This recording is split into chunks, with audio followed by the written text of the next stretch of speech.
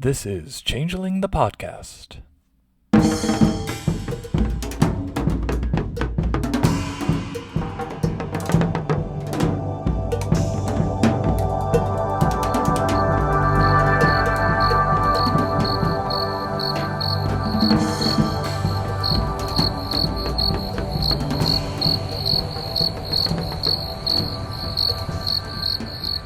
Welcome to Changeling the podcast, where we believe that hobgoblins are people too. I'm your host, Buka, and joining me is a special lost correspondent and co-host, Fetch. Greetings, Fetch. It's a pleasure to be here, and hopefully we can humanize all sorts of terrifying monsters today. A high hope, I would say, but we'll certainly try our best, because we are diving into autumn nightmares, which we're both in the northern hemisphere, although your climate that you're currently living in, I think, is maybe less temperate than mine. So does it feel like springtime where you are? It mostly just feels hot year-round where I live. We Fair. have like a rainy season and a cold season, but it's mostly just hot, much like where I lived before. Well, we'll have to just kind of project our minds into the southern hemisphere or something where it is autumnal now, and so that fits with our autumnal book. So What a name it is, right? I love Autumn Nightmares for a name. That's one of those titles I think just grips you from the go. I would also say the cover is pretty gripping. Like, as much as I miss the days of full-color books for Changeling on the inside, the cover art for Lost is just stunning, I have to say. Beautiful. What is apparently one of the true fae, a bee-horned man covered in fur carrying a multi-headed flail, riding upon a draconic but not quite a dragon steed with a bunch of hounds at his side that are chasing a couple of what I assume to be fleeing changelings who look on in terror at the massive thing. It certainly strikes an ominous picture, especially with the autumnal farmhouse and the curving trees in the background. The Wild Hunt Rides. So this is by J.P. Targete, I don't know how their name is pronounced, but I believe they did all of the covers through Equinox Road at least. So we'll probably have more comments about those moving forward. Anyway, shall we open the cover and see? I don't know if you're working off a PDF or a book today. I always go off of a PDF. Gosh, it's been forever since I had a book. That's the sensible thing, but there's something about the actual book experience. Like, I have to remark also on the high quality of the book printing, and I'm not sure if other New World of Darkness books kind of have the same level of quality, but just the paper just feels nice.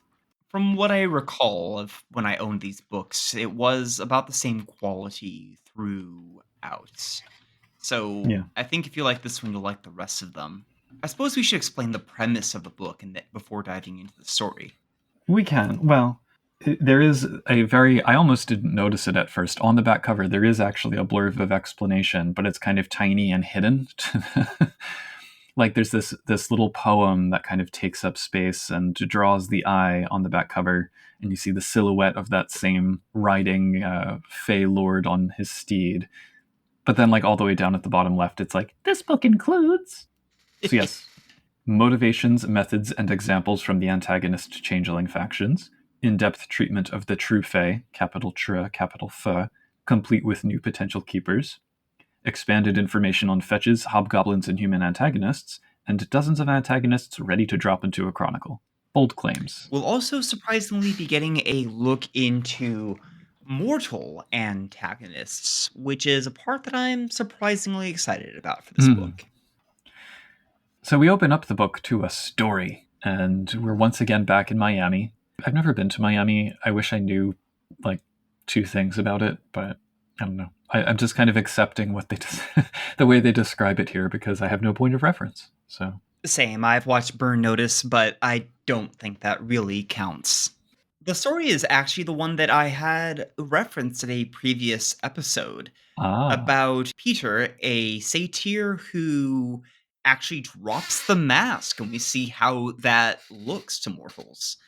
It's a very horny story with also a very horny picture to accompany it.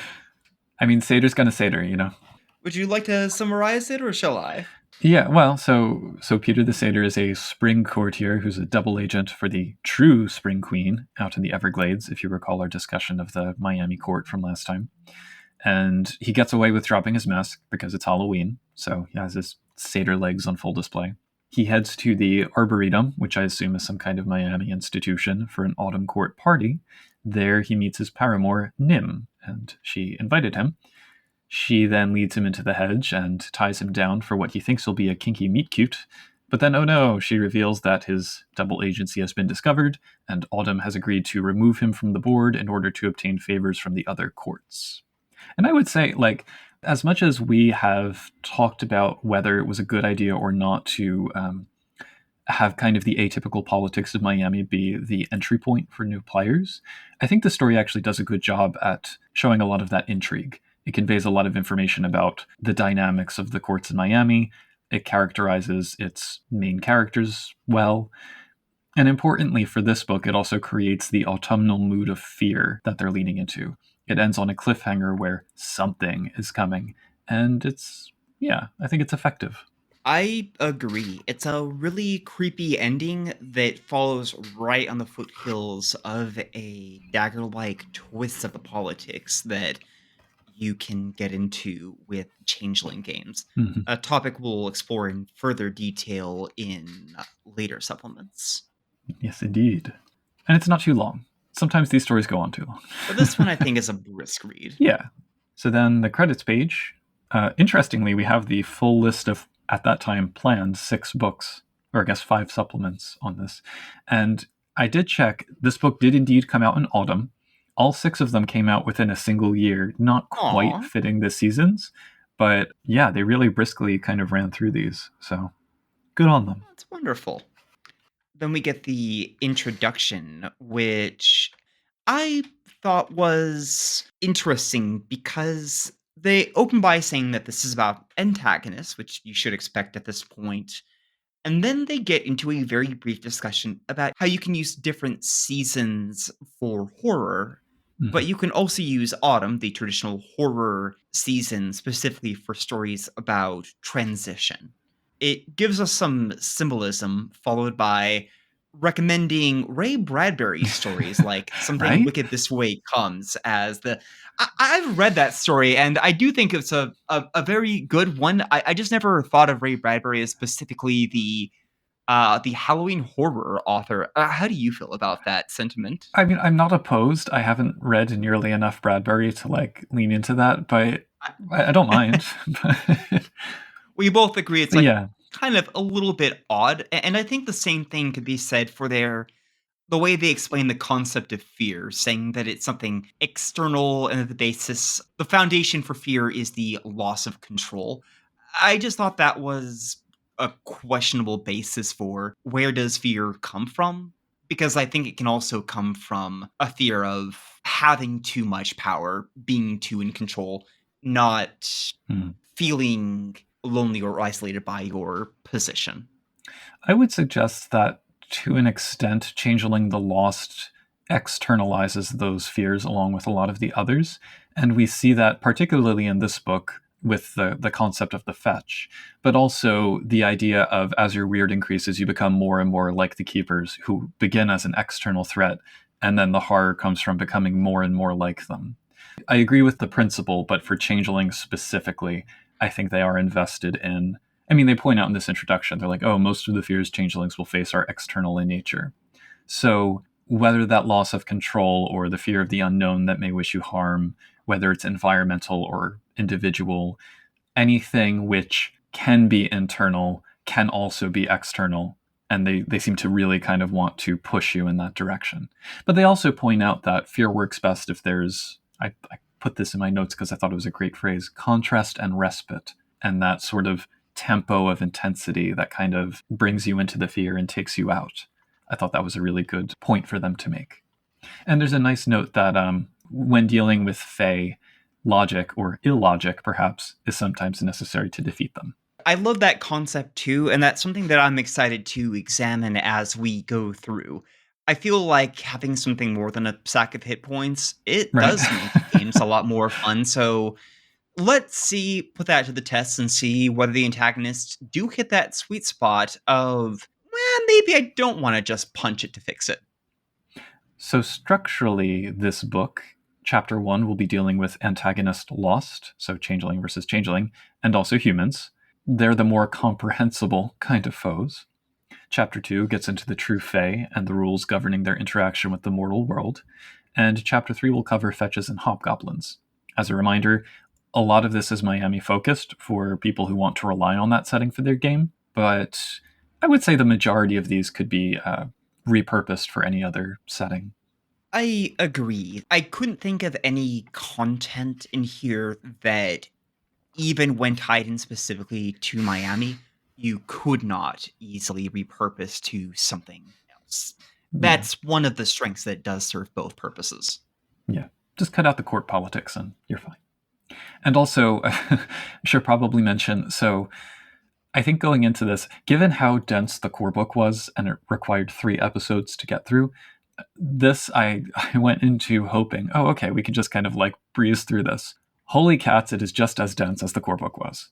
So, so it is very, I was yeah, surprised as well. Getting through a single chapter of this per day was a a challenge, a delightful read, but a challenge. yeah. So the structure of each chapter is kind of like it front loads a lot of information about each group and a lot of details about them, etc., and then goes through a number of examples, many, many examples for each of these categories. So the overviews are impressively thorough, and I think that for the examples, we'll just kind of breeze through those at least, with some favorites that we can shout out. I'm excited for it. Chapter 1 opens with a short story about a somebody being caught up in the thorns of the hedge as a leonine figure, part of some secret organization, comes up and threatens him.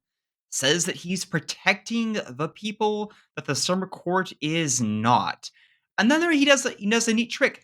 Shows the tattoo of a hand holding a pistol, then suddenly he's holding a gun, which he uses to shoot the restrained person, has the thorns release him, and tells him to crawl back. The story is accompanied by this picture of the event, which has, look, I think the lion guy holding the gun is pretty cool. My only real complaint about this picture is that the point of view character is the person caught in the thorns, and he keeps emphasizing that the person next to the leonine man is a ordinary mortal who's just kind of weird.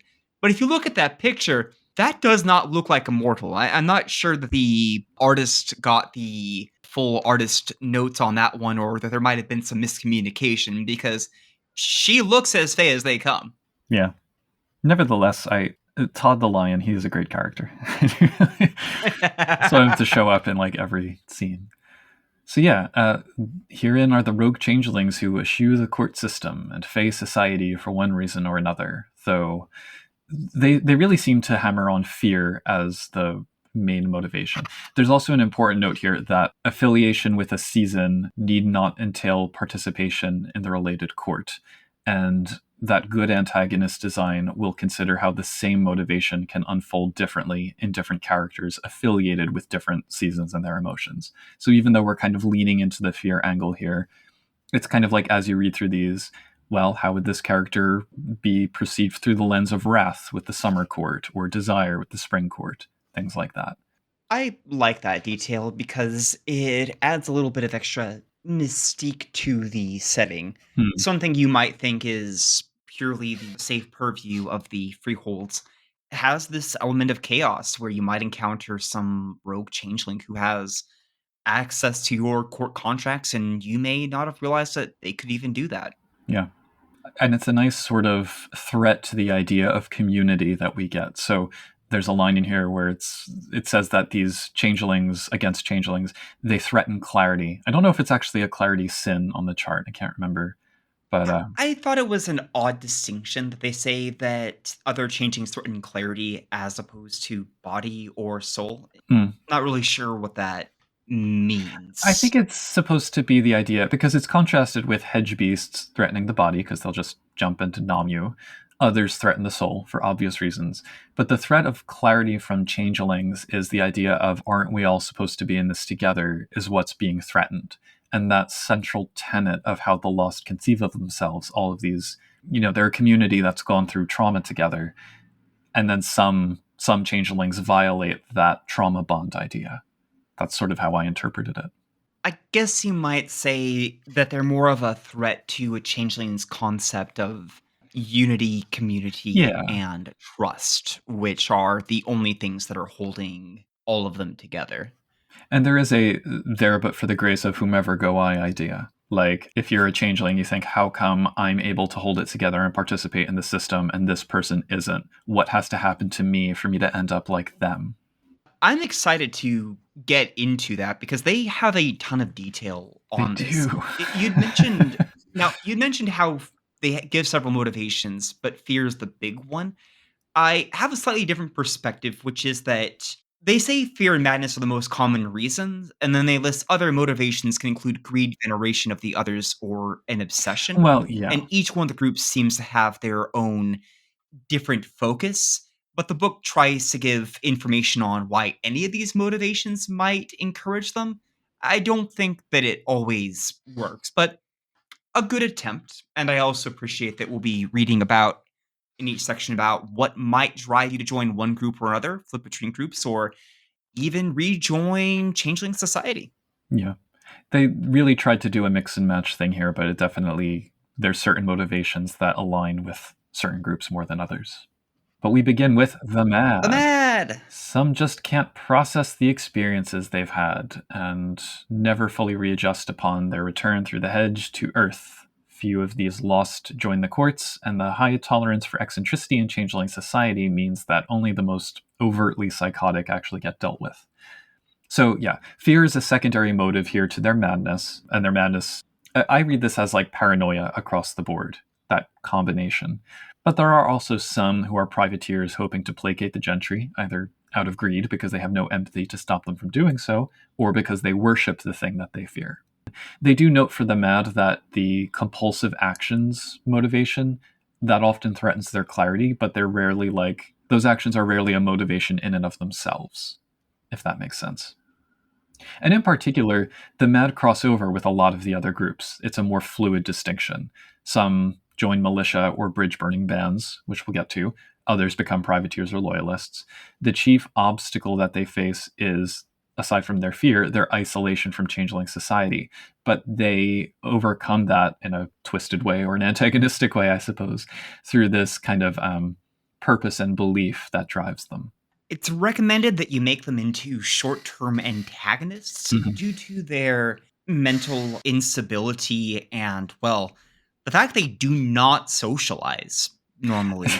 They tend to be pretty vulnerable to your average party of 3 to 5 PCs dunking on them. Can I just say that in my notes I have the note, we probably should have called them the antisocial instead, because the That line between their madness and the sort of garden variety madness that you get in all changelings feels pretty blurry. Like, a couple of these characters I was reading and I'm like, yeah, that's a PC. Like, that's we are actually at the examples at this point, and I want to start by saying the first two don't really strike me as particularly mad. no, exactly. Beauty and her beast, Diamana and Bert, they're just like this horribly toxic pair of this Ferris and this ogre. They have a toxic relationship, and they just kind of show up in Freehold and cause mayhem, and then they move on. But they don't seem unhinged. They're just like Yeah, bad people. they're Bonnie and Clyde.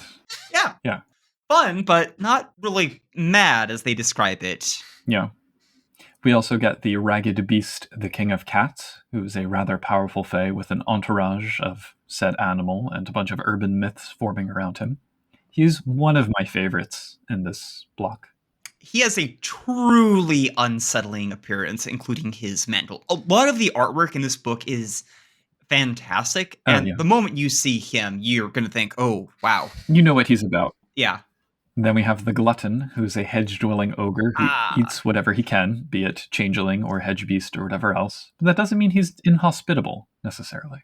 folks who paid attention to the core book stories, which I honestly think are worth reading, Mm. will remember him starring in one of the tales where I think Jack Tallow gets lost in the hedge and winds up at the Glutton's larder, a place which this book explains the Glutton had literally gnawed into existence. Ew. I love this character, constantly searching for food in the hedge. Most of it's gross. Many trods lead to his place, and he is described as working best as a hedge hazard. The fun thing for him is that they emphasize that you get one of two versions when you walk into his larder. Either he's a terrifying monster who just sets about to eat you immediately, or just kind of a social guy and, Yeah. hang out for a little bit and he'll let you go. Give you some scones or whatever. The last one is my other favorite, though, which is Oh, the the Hag of hag. Henslow Park. A wizened who regularly imprisons humans in her hollow cottage. I believe she's one of the Scarecrow Ministry. Like, I think she's one of the only Yeah. entitled foes we get here. But I think the other reason why I really like her is this amazing token that she has. I don't know why she The has it. Promise Stone. So yes, the Promise Stone token essentially allows anyone to make a pledge by, I forget what they have to do in order to swear it, but it's like there's a pledge locked in that anyone can come swear on. And that, even if you don't use the hag herself in a story, taking that token into another context, I think is a really good story hook. It's she makes a strong impression. She feels to me like somebody took something from Scary Stories to Tell in the Dark and wrote it up as an antagonist. Yeah, she's the classic evil granny in the woods kind of idea. Gotta say, by the way, I feel like while Beauty and the Beast could be dealt with pretty directly, Mhm. and the King of Cats maybe as well, although kind of scary for a starting He group. just wants neck scritches Oh my goodness. I think that both the and belly Glutton rubs. and the Hag are strange enough, and in the former's case, terrifying enough that you wouldn't physically confront them. And Hmm. they don't say this explicitly, but it's important to remember that when you're encountering opponents like the Glutton, you are typically wandering there in the hedge and you're lost and probably hurt. So you're not in a great position to get into a physical confrontation with the only person who might be able to tell you how to get back out. Yeah. One other thing I want to point out about this group before we move on is, in addition to being good, like, dark reflections of the characters, as always, remember to bear in mind issues of sensitivity when portraying madness. This isn't Yes. goofy or lighthearted madness. These are broken people, and that's Changeling the Lost as a whole. In addition to saying that, like, they seldom make long-term villains, or seldom make good long-term villains, they're mainly tragic antagonists, or the book wants them to be, with notable exceptions being psychopaths a la Hannibal Lecter. But putting those aside, I will say at this point, and this is something I might return to later, something that this book I think doesn't necessarily thread the needle on well is it keeps kind of saying, remember that these are villains, remember that these are villains. And yet it keeps trying to create sympathy at various points. And I think that sympathy for a villain is something to address, something that you can work into a story. But I don't think the book knew where exactly it stood before it started getting into that. So that was just on my mind. That's a fair concern. And whatever excitement I might have for these as antagonists, I do think it's important to realize that one thing you can do as player characters is try to help rehabilitate them, get them back into face society, or at the very least, respect and understand what took them Yeah. to the point they're at. And that may be especially relevant as we get into the next paired group, which are militias that seek to fight the others, and bridge burners who believe that severing the world from the hedge is the best protection. And the latter is definitely more interesting to me. The book notes wisely that even these fringe groups express the changelings' need for community. They just resent the court's dominance because the courts don't tolerate their fanaticism, or in some cases, their methods. So, their primary motivation, obviously, is fear, foremost of recapture, but then also the fear of being alone, or the fear of reprisals by the other lost who just don't get it. The book goes into some detail about how and why the madness of zealots is different from the capital M mad, but it still seems like there's some crossover. And some of these are simply greedy, motivated by greed for what they might obtain by membership in the group, and others just like rabble rousing. On rare occasions, a servant of the keepers may join as a double agent and tries their best not to be found out. Oh, I do appreciate how some attention is given to when a changeling leaves the group as a veteran. It kind of reminds me of like the veterans of the Accordance War in Changeling the Dreaming, this idea of we look out for our own even after they've retired. So they may be antagonistic, but that doesn't mean they don't care. It was a surprising bit of respect, and I think it went a great deal towards humanizing them. Yeah, which they need in some cases. Along with the idea that when you're storytelling them, they suggest obfuscating the distinction between the summer court and Yeah. a militia. I feel like the militias can be a great example if you ever want to, in your gaming straw analogy, towards something like right-wing militia groups, because a lot of the ways that they express themselves are deeply unhealthy live on a compound types, which we Mhm. will literally be seeing an example of here shortly. Yeah. And that blurry line between the summer court and the militia, similar to between the mad and all changelings, the goals and motivations look largely the same. So the distinction really comes down to, I would say, their methods and or their clarity. Like, are they doing what they're doing because they are truly thinking it through and about consequences and weighing the balance and everything, or are they just cracked? So anyway, some of the examples that we get and their representative members include first, the Red Badge, a classic extremist militia that pursues the others and their collaborators. They wear hedge spun items that seep blood. Their example here is a silver tongued recruiter that draws others into their cause. I'll also point out that each of these has 3 little story hooks in a sidebar that are all useful and nicely complex. I like the red badge for a couple reasons. First off, they give off red cap vibes, which Exactly. is certainly intentional, but also because they're an excellent example of how to put a big force into your group and make Mhm. that difficult to deal with. This isn't just 1 or 2 angry people showing up. This can be, as it says, 50 members showing up en masse at the slightest hint of Gentry activity and going overkill. You can't really just punch 50 characters. Which raises the question again, how many changelings are there? Well, if there's 100 in Miami and then these folks show up, then I guess they are now the majority court, Yeah, effectively.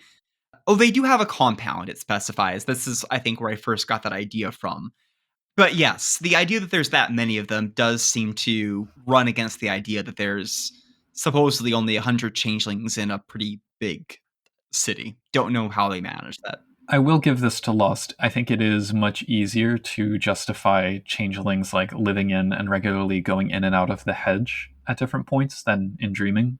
So I guess you could kind of fudge the numbers with that. Like, oh yeah, there's only 100 in Miami, but there's 300 more in various nearby hollows. Something like that. Hmm, I could see something like that. Next up, the Doves. These are my favorites. They are mainly Winter Court Darklings and Wizened, assassin spies pledged to utter secrecy and organized into cells for destroying the others, with the typical example being the Knife Dancer. It is a little bit of a headache to bury pledges in the stat block, but I like this character. Their pledge is actually terrifyingly good. If you take that pledge, you are Mhm. instantly a combat monster. Yep. Next is the Safe Harbor Society, an unassuming group of, dare I coin the term, philanthropists? Oh, okay, look, we're going to continue the episode, but They are led by the Stepford-esque Sister Abigail, who quietly believes that mapping and redeveloping urban areas with gateways will banish the Fae. They are not correct. Spoiler. they feel to me like somebody that the bishopric of blackbirds who are dedicated Mm-mm. to protecting changeling's clarity and generally care about people would conflict with. And I think you can have a fun story where those two go at each other and everyone else is like, they all seem like such nice people. What are they fighting with each other about? Yep. They're hard to deal with in the sense that a storyteller should make them seem like they are too good and also too embedded in society to just get rid of. And they're also ones that are not overtly against the grain. Like they present as just like everybody else in the Freehold, but then they have this subtle, I guess, secret mission. I don't know. Secret mission sounds too grandiose. Secret belief. You want to talk about the bloody nail, the other redcaps? The actual redcaps, I would say. Or the leader is the actual redcap. Fair. So yes, the fringe-dwelling group, the Bloody Nail, who instead think that destroying all weirdness, including other changelings, is the key to keeping the others out. So Tommy Red Hat is the redcap. It's like, just look at his merits. He's a redcap. He has iron stomach. He has whatever else. Look at that picture of him with Yeah, the exactly. cleaver in his hand, the sharp teeth, the cap. There has never been a more redcapish redcap, even in dreaming itself. Yeah. Oh, to clear up a point of potential confusion for any listeners, when we say terms like satyr and redcap, again, these are not the same things as the ones from Dreaming. These are just descriptors for what the characters look like, not even necessarily their kith. Just things in Dreaming can be described as lots of different things, and sometimes they'll be using those terms.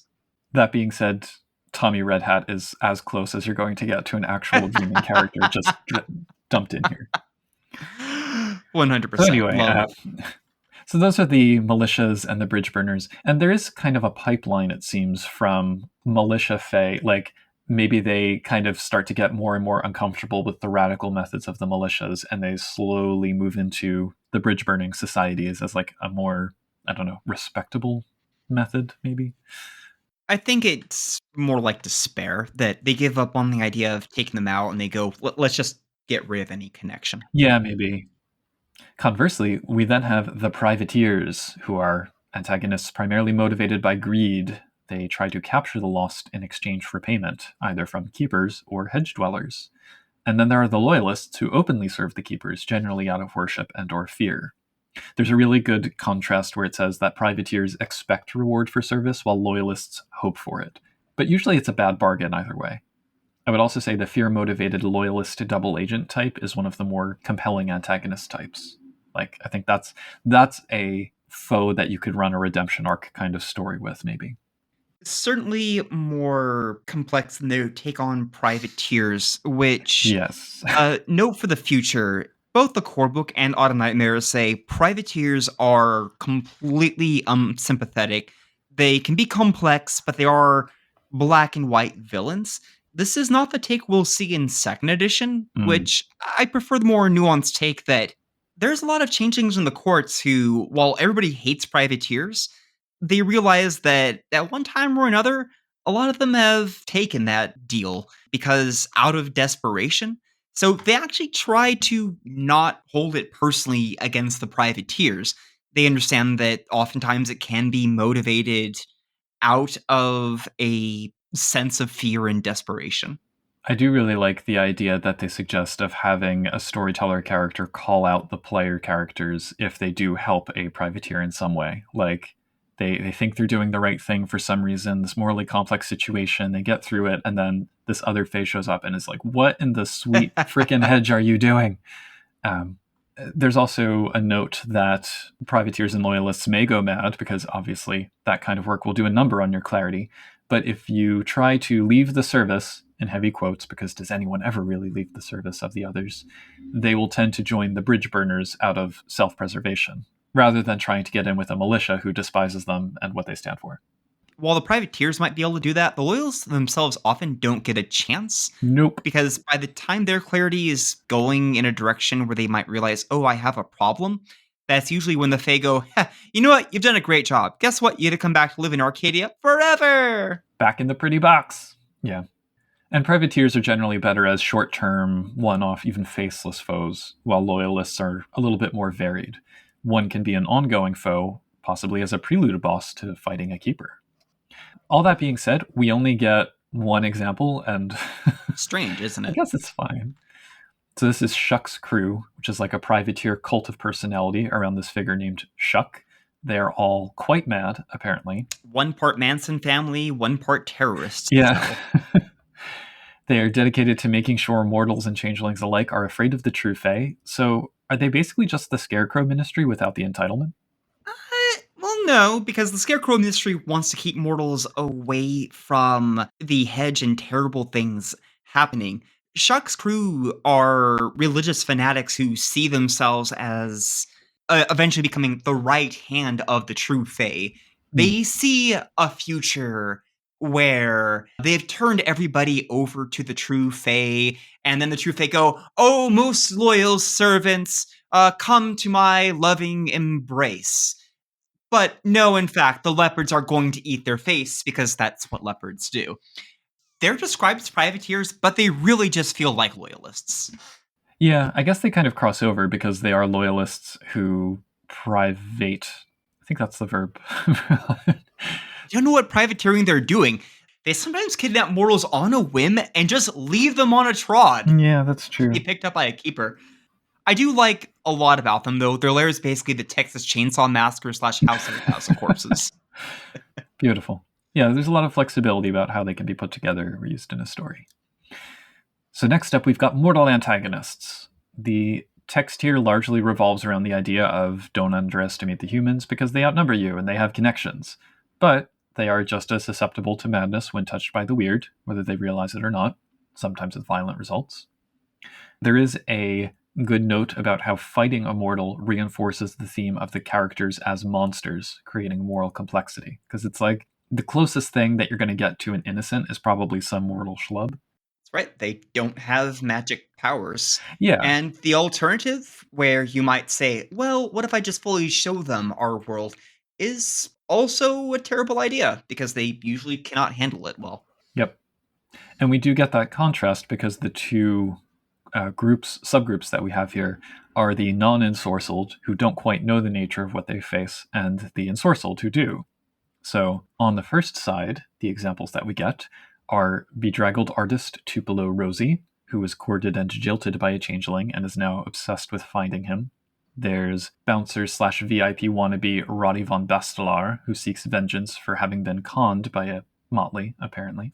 They are in a warring game of one-upmanship, which I find kind of funny and sad. There's family man Burke Stolhansky, who's just this average blue-collar construction worker guy, but he's seen things in the sewers. I love this guy. Yeah. I love this guy. He's great. His picture's amazing. He seems like too fun of a character to not include. He's just a bro hanging out with his bros in the garage, talking about the weirdos that live in the sewers. There's monsters in the sewers. Somebody's got to go take them down. But my favorite of these is actually the last one, Aldous Blackwell, who's this rich elderly guy. His daughter was taken by the others decades ago, and now he's spotted her because she's returned as a changeling. He's like, oh, I have to find my daughter. So I like that because even if you don't use that character specifically, that idea of your player's character might have a family member who stumbles across them and is overjoyed that they're back. And that's kind of an atypical, you kind of need to work it into the story. Like, yeah, maybe their fetch died quickly or something, or disappeared and they never gave up hope or whatever. But that idea of you've been gone for decades and there is someone who is still happy you're back, that kind of flies in the face of a lot of what we've seen. So they take a great angle with it. First, a quick complaint. I think it was mean-spirited to say that they're like, there doesn't need to be a fetch. Oh, but this one had one and something bad happened to her. yeah. Though I do like that Aldous Blackwell is the perfect example of a mortal antagonist in this vein, because he's just an old man who wants his daughter back. Mm-hmm. You're not going to go punch him, but he can definitely create problems for you because he's constantly sending private investigators out to find you, and he has a lot of money. He does, and time on his hands. Yeah, I think he's a good one. They only get the ensorcelled. Yeah, so they're the ones whose eyes have been opened one way or another. The mechanical suggestions here include giving them derangements more easily, or even having banes and taboos, which I put in my notes. Yes, all the yes, underlined, yes. Very good. Mortals with banes and taboos are like, what's going on here? You can have them pledge into a motley, so remember that ensorcelment is one of the possible aspects of a pledge, and that motley might simply be set against the characters, making them antagonists, or they might be agents of the keepers, sometimes out of worshipping their so-called gods. Or maybe not so-called at all. There are those who are permanently ensorcelled, And there's evidence here. I was trying to remember if this came up in the core book at all. I think it might be the first reference we get that something like a coma or other major trauma can reveal the weird even without a pledge. I do believe that this is the first time Mm, that comes up. yeah, because there is a character that my favorite of these actually. But another powerful motivator can be the bitterness of a broken pledge, particularly if, and this is another thing that I put yes in my notes, if the ensorcelment aspect of that pledge gets poisoned by breaking it. So now you can see the weird and you can see all the Fae stuff, but none of it is beautiful and wondrous. It is all twisted and dank and horrifying, and you're stuck with it. That's a great mortal twist. A curious side note, I did not realize that other splats cannot normally see the Fae. They have to be Just ensorcelled. like in dreaming.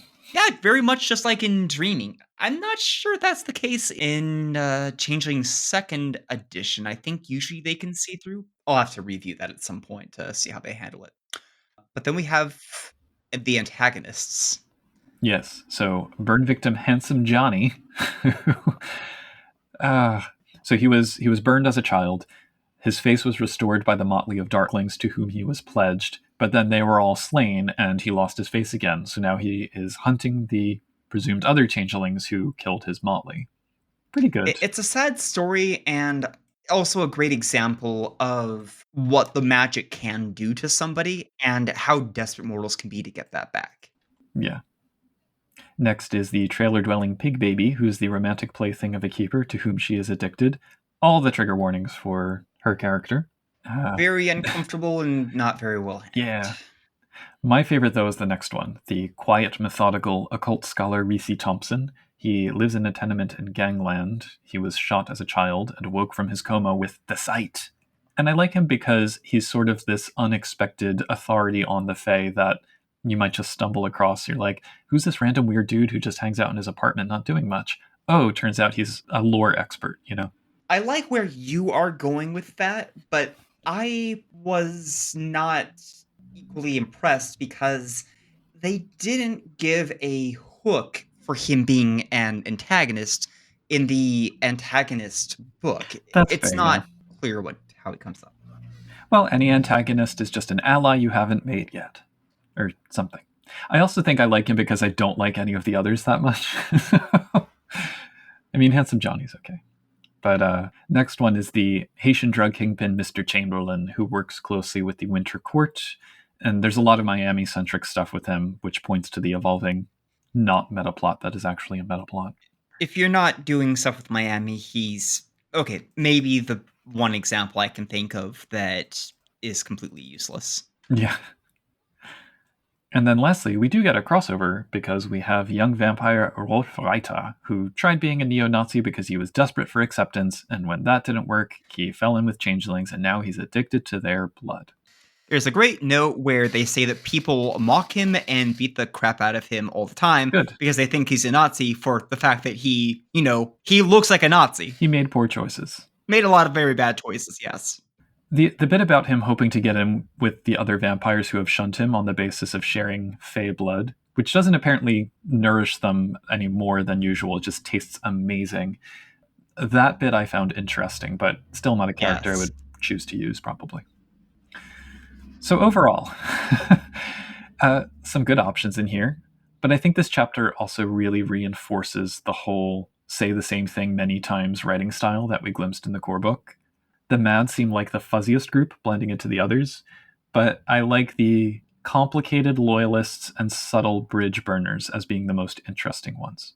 I also like the idea of working out games with ensorcelled mortals even as player characters, because they do give some suggestions for doing that.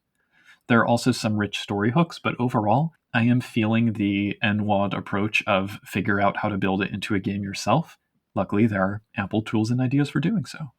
The mortal part was the one that impressed me the most because they have the most heavy lifting to do. Since mortals are just mortals, how do you make them interesting? We don't get a lot about that in the core book, and Yeah. I think they did a good job here. Yeah. And then you turn the page to the best chapter opening art in the book.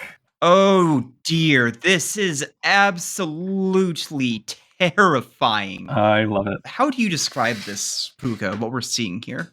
Um, Imagine if you had a rag doll that came to life and started spewing flies and grew claws and asked you to deliver it baseball cards. And if that sounds like an odd description, the story does not help out much more. This is oof. Yeah, it's certainly more evocative than the other one that we saw. I love Todd the Lion, but this is a lot. And then I also have to point out, you turn the page again, and the text just got 2 font sizes smaller. That was my clarity check for this book. Oh dear. It's like, this book is dense enough. Don't make the text even smaller on me. Well, we have a lot to say about the true Fae, where we'll be talking about both the gentry in general and then some surprising subclassifications that may become very important to your game. We open with the intro explaining how chilling they are to think about, how unsettling and unnerving, impossible to know. They're scary because they are incomprehensible and predictable, not because they look strange or have horrible powers. After which, we'll be getting into some theories about their origins. Mm. What are your thoughts about equating these to Fomorians in Dreaming? I'm taking a step back here because they also talk about Fomorians later on in the book in a different context, so I had to remember Dreaming Fomorians, what yes. for a second.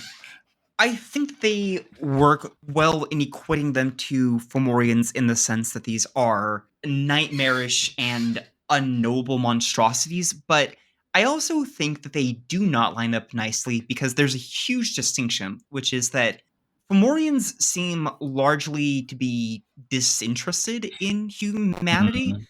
whereas the true Fae in this book especially are presented as being obsessed with understanding what makes humans tick. Yeah, That is the biggest theme throughout this entire chapter, that what gets the Fae coming to take us away, and sometimes gets the Fae into trouble, is that they do not understand how humanity can be creative or do things without the existence of contracts. In a sense, we're as alien to them as they are to us.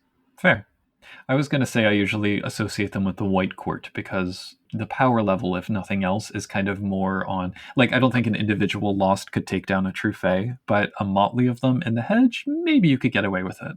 And the White Court Fomorians, their motives are still alien, but their actions are more humanoid level and immediate and manipulative. So, I don't know.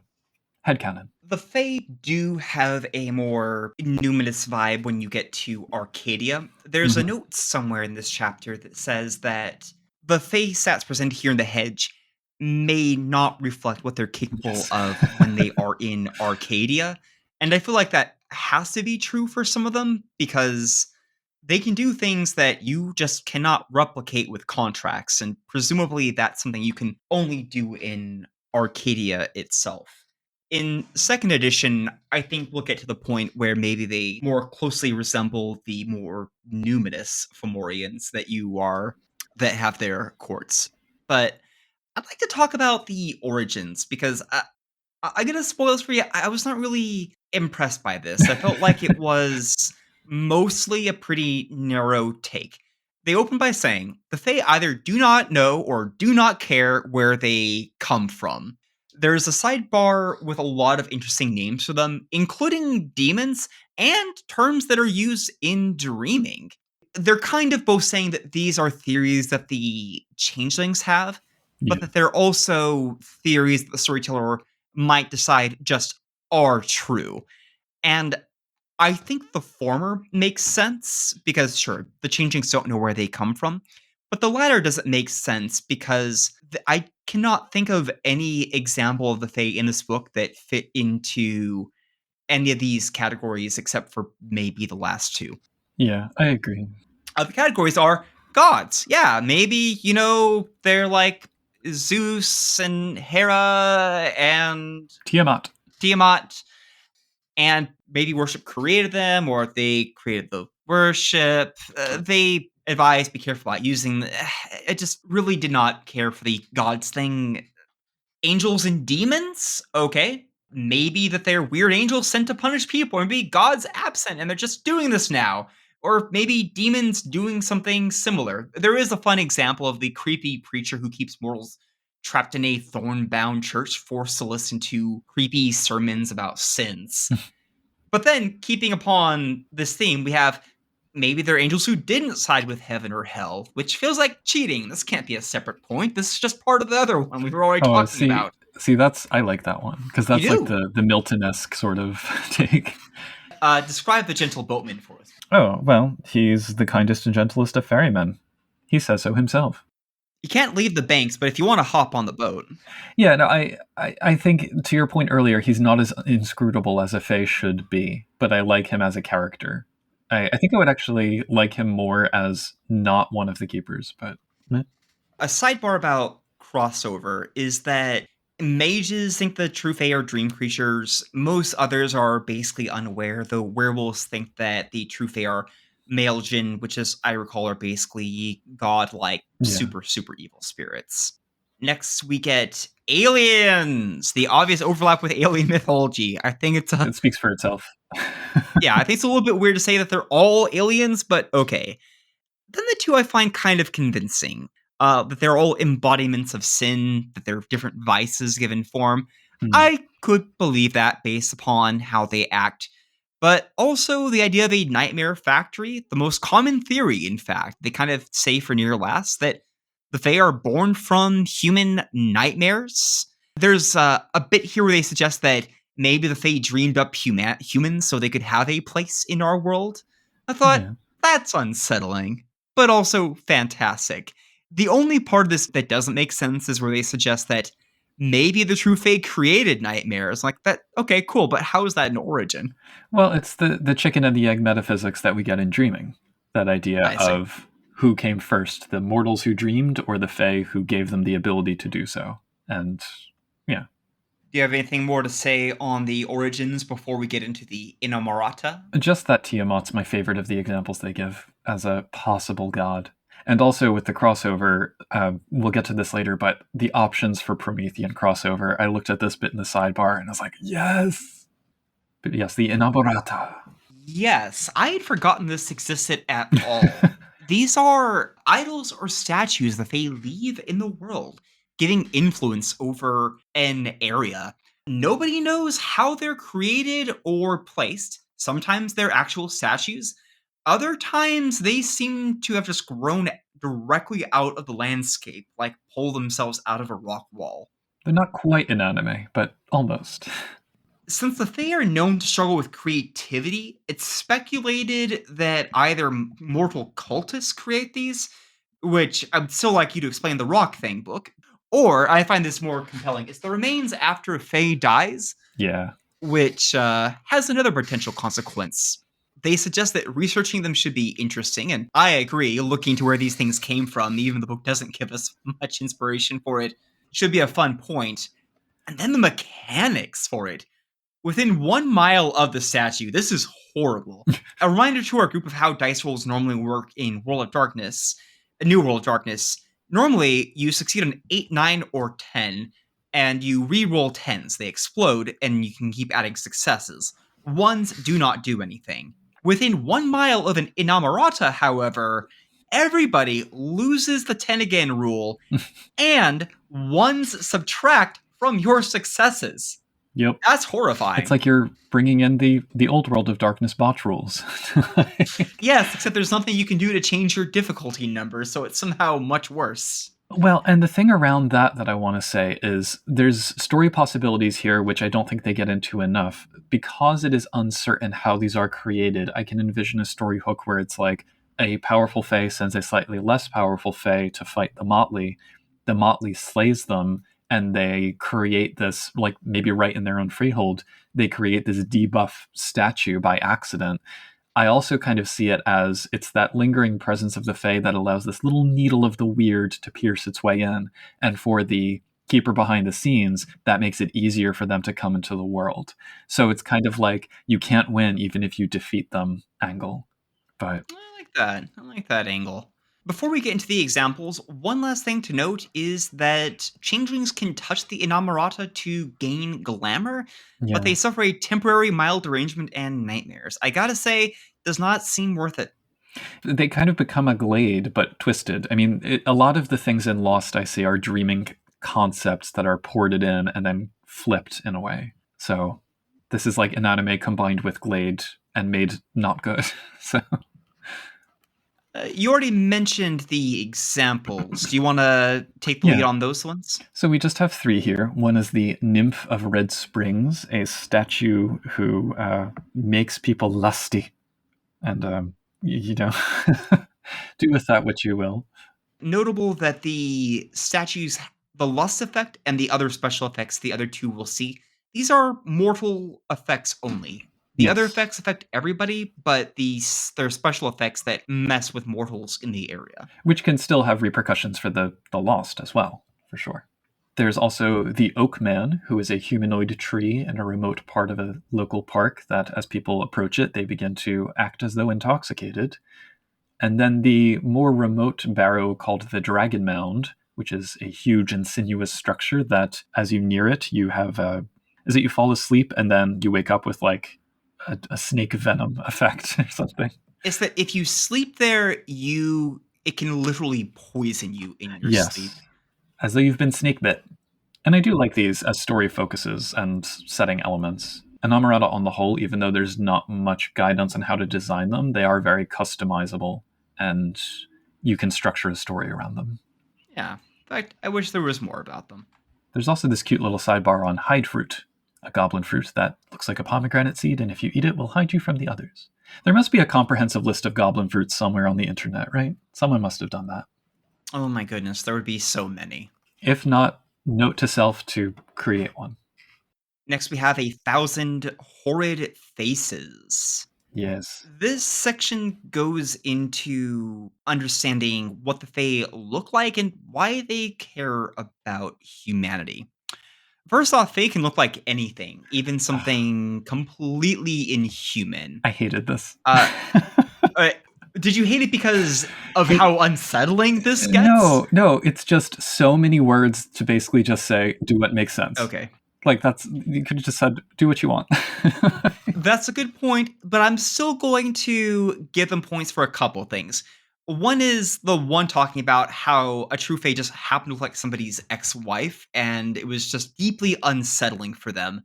Another one is I actually did not like the point that they cannot look like any of the famous movie monsters. Come on, let them look like Jason Voorhees. Why not? Well, only from the waist up, maybe. Copyright. They made only half a contract with copyright. Yes, or like the left side of Jason Voorhees.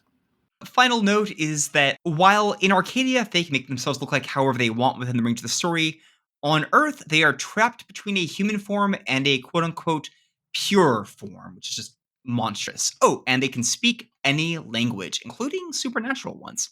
Can I just briefly read this sidebar on page 61 because it's 3 sentences long? Oh, please. So, it's titled Having Stolen Fire. The Greek myth of Prometheus has the Titan stealing fire from the gods to give to humankind.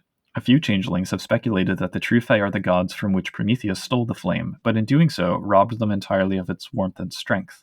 Flame is dynamic, a creative and searing power. Without it, the others are empty, cold, and sterile. So, if you interpret the divine fire through the lens of Promethean the created, the crossover writes itself. That's all I'm saying. Oh. Anyway. Oh my god, that's beautiful. Next section. Scrutiny and sterility, which is, why capture humans? What did they care? Kind of spoiled this one earlier, but maybe they just want servants. Maybe humans have a unique spark.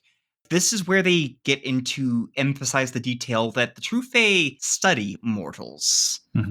Maybe they want to steal part of that spark for some purpose. They study objects with similar scrutiny. Many things they steal might wind up as tokens.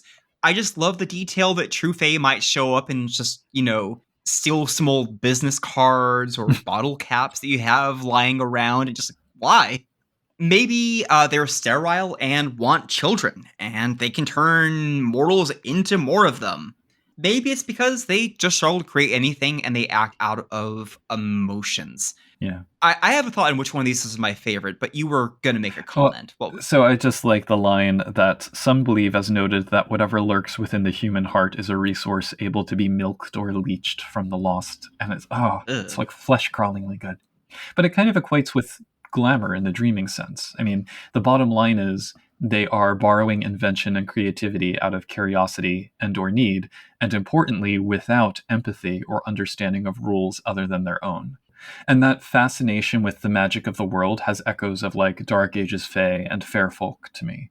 They're fixated on observing and, if possible, obtaining the capacity for creation, whether that's in the form of humans or in the objects that they make.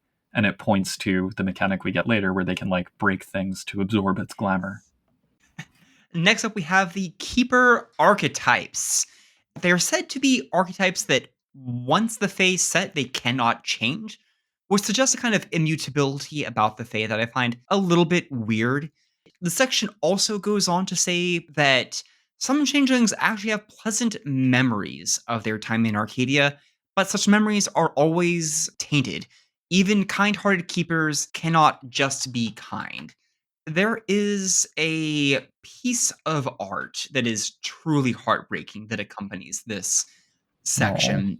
I'll avoid getting too graphic, but suffice to say, we see a picture of a changeling girl, presumably a prisoner here in Arcadia, standing in a mushroom glade, holding a deceased animal that's clearly been harmed as part of how it died.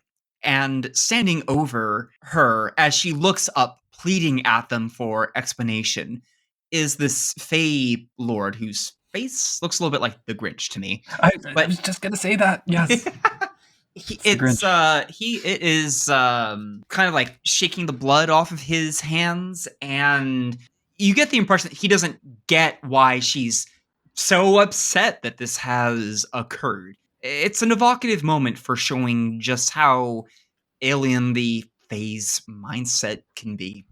I think we also get a description of this later where it's like the Fae may pet an animal with their razor sharp claws and not really understand or care why the animal is now bleeding and dead. So Exactly.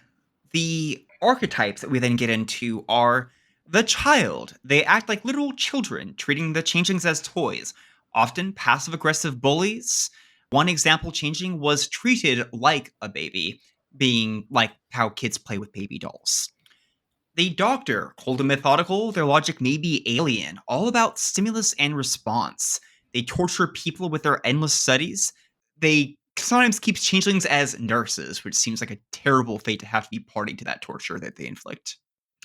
The hag, wizened, tied to nature, the classic witch. Some just torment victims, others make them like themselves.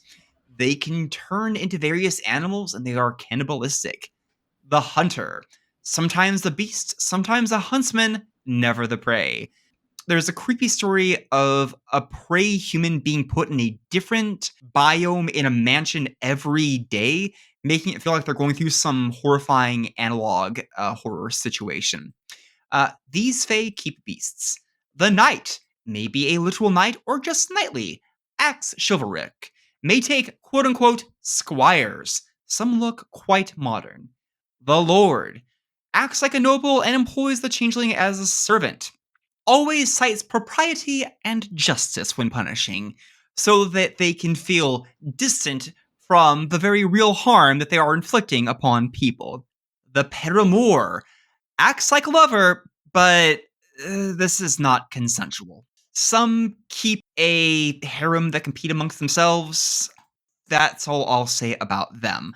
The parent looks and acts like a typical parent, often seeming to be the 1950s perfect couple, treats changelings like children, sometimes even babies. The shadow, completely invisible or always something the changeling fears, enjoys breaking a person down, driving them to sin, can push people into psychodramas or toward behaviors that are enjoyable, but they like to hone pre existing guilt. Next, the Syzygy. They are opposites or twins.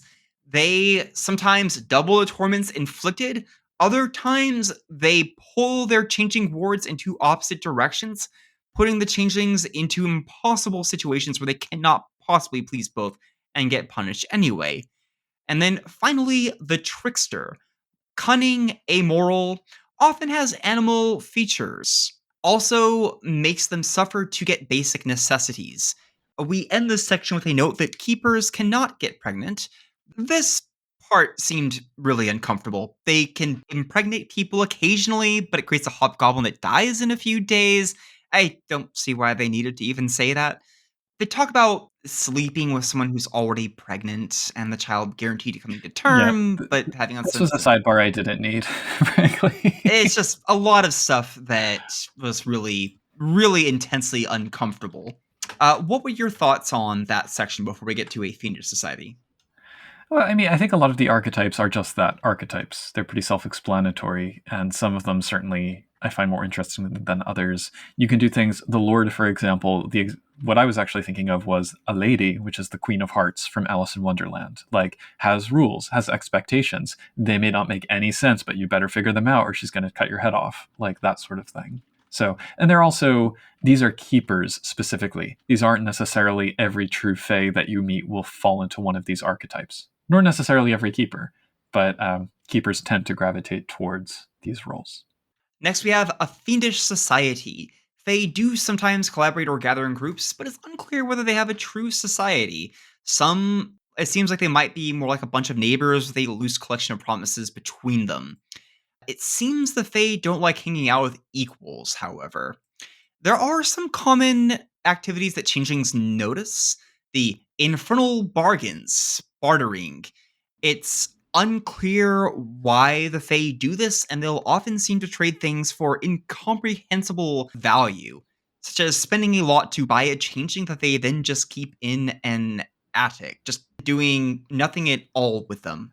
Or trading it for a misprinted baseball card. Yeah, or trading for a misprinted baseball card. Ugh. The Monsters Ball. They like to have festivals and parties. The parties are often bizarre or beautiful in a way that is denied to the changelings that must observe them. Some are, however, made to stand and be the center of attention while being mocked, which is arguably even worse. And then finally, a part I really liked, Nightmare in Concert. They give an example of a group of Fae working together in an alleyway, busking and drawing lone mortals towards them. Love it. Yeah, right? Just like, come on through. Hear the busking? Come into this alley. It's totally cool. We got a band. Come tip $1 in the hat, please. Yeah. Well, because it's great because you can drop that into a scene and be like, oh, here's these mysterious buskers. And any player will be like, oh, let's go investigate. They keep receding into the alley. Okay, well, let's follow them. They're receding even further. And like, before you know it, there you go. The other two examples are a group of what seem like businessmen watching stocks, then hanging out, then exchanging changelings based upon perceived value. And then finally, a brothel populated entirely by true fae who apparently are trying to understand the concept of sex and is described as one of the least worst places to be. So this game really needs a cold shower sometimes. It's a thing. It's a thing. And I mean, for people who are into it, cool. But, make sure your players are into it. Yes. I would also say, just while I'm on that thought train, with the barter system in particular, it's useful from a storyteller perspective because you can make up any old thing and say, oh, it makes sense to the others. But just beware of screwing your players over. Like, set the rules, even if just for yourself in advance, and then stick to them, because moving the goalposts may be something the Fae do, but it's a really good way to infuriate your players quickly. Next up, we have creating the Fae. They say that the stats provided are relevant only to interacting in the mortal world. In Arcadia, they are very powerful.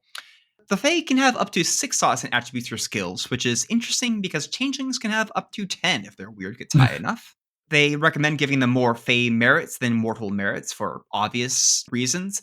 They rarely possess court goodwill, but it can happen. It says they cannot possess court, which contradicts the corebook, which gives us an example of one who does have it. Clarity, they don't have it. Virtue and vice, it's flipped for them. Defense, highest of wits or dexterity. Size, any, sure. Harvesting glamour, they can only feed off of selfish emotions. Destroying objects can grant them 3 glamour. And frailties, The true Fae can have weird scores that are below 6. All of them have at least a minor frailty. At Weird 5, they have a major. Along with this, we get a few other notes about what their capabilities are. Mask. They get to choose whether their mask is up for mortals. The explanation for this is that for the Fae, it is a literal mask compared to the changelings, where it's part of who they are. It's always just a little bit off, and they cannot access the full extent of their powers while they have it up. They're mean. Seeing the true form drives mortals to panic, makes them rewrite their memories afterwards. I do like the note of you seeing this terrible dreamlike being and kind of not knowing what you're dealing with. Yes. They get 3 powers, which you can take from the Kith blessings or an additional limb or an additional list. I said limb because my favorite example of their cool unique powers is the Sovereign Limb. It gives them an arm with its own initiative track. Weaknesses. They can only spend their weird in hours in the mortal world, after which they start suffering aggravated damage. The banished do not have to worry about this, but we'll talk more about them later. While in the mortal world, they can only have 1 dot in computer, empathy, and expression because they cannot create objects or understand mortals. And even outside, they can only get up to 3 dots. If they try to create something new with one of these skills, it's always a chance die. Hand Force Iron causes them aggravated damage. Theories on why this works includes it's symbolically grounded in our world, or, on the other hand, because its unchanging nature is symbolically similar to the Fae, or because it acts like a lightning rod for glamour, which I find amusing, or, I like this one, the broken contract with Iron. Yeah, of course. Yeah, the classic. Other advantages. They're immune to bashing damage. They can heal lethal damage for 1 for glamour, which is, oh boy. They get a +2 social die bonus against changelings. That doesn't seem necessary. +1 on contract rolls. Okay. Oh, I'm sorry. This is only against changelings that they've kept for at least a year and a day. So it's just like a little note. The Fae Pet. A kind of a weird thing. So cute. They can have an animal, but it specifies that it has to be a local animal to the area that they're in. So they can't bring an alligator out unless they have in an area with alligators. Seems like a weird restriction, but yeah, they're cute. And some have a place in the world where they can keep themselves safe. The Fair Haven Merit. Please do not go to the place that the Fae actually are safe at. That seems like a terrible, terrible idea. But if you've got to deliver a baseball card, that's where you go. There are so many extra rules here for what the Fae can do. They have various ways they might allegedly find a changeling. Changeling breaks a mirror. The feeling the vibes go off of a dramatic failure.